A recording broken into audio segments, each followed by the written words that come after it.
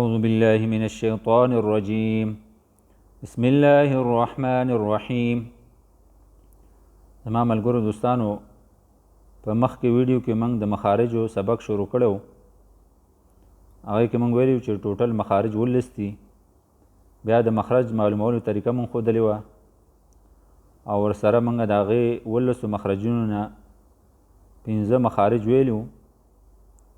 په ننني سبق کې موږ به نور 4 مخرجونه وو او دا به وو چې هغې نه کوم الفاظ ادا کیږي.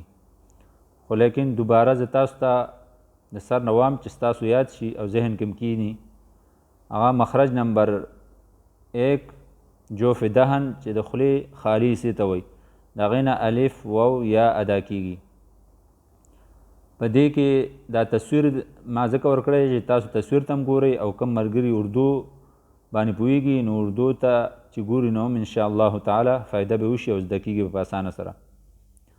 او مخرج نمبر 2 اقصای حلق چې دا د مرۍ کتنۍ حصې ته وایي او د دې نه حمزه او ها ادا کیږي.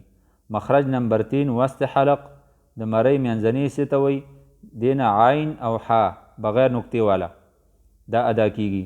او مخرج نمبر 4 ادنای حلق چې د مرۍ برنۍ حصې ته وایي، د دې نه غین او خا چې کوم نقطې والا غین او خا دي دا ادا کیږي. او مخرج نمبر 5 موږ ویلو د قاف چې دا د ژبې آخري حصه یا د ژبې جړله برني نرم تعلق سره ولګي نو دغه ځای نه دا قاف ادا کیږي.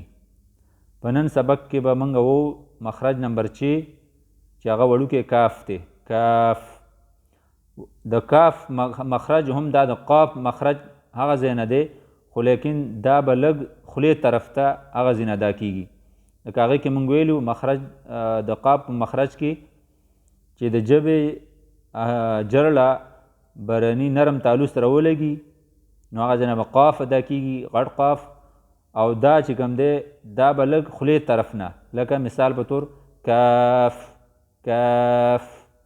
اوس په دې باندې چې کله موږ دا ساکین کو مخکې ته الف ولګو نو دا به څنګه وو اک اک. او مخرج نمبر 7 د هغې نه جیم شین یا ادا کیږي. او د هغې مخرج د ژبې برنۍ حصه کله چې بره تعلق سره ولګي، د ژبې برنۍ حصه برني تعلق سره ولګي نو د دې نه جیم شین یا ادا کیږي. اوس چې دا موږ ساکین کو په دې باندې موږ مخکې الف ولګو یا حمزه ولګو نو د دې مخرج به موږ ته پته ولګي. لکه مثال په طور اج اج، اش اش، ای ای. او مخرج نمبر 8 هغه ضاد دی، خو د دې لږ مشکل دی، خو لیکن چې ځان پې پوه کړو او پریکټس وکړو او په هغې باندې مشق وکړو انشاءالله تعالی هغه هم حسان دی، لکه ګران نه دی دوره.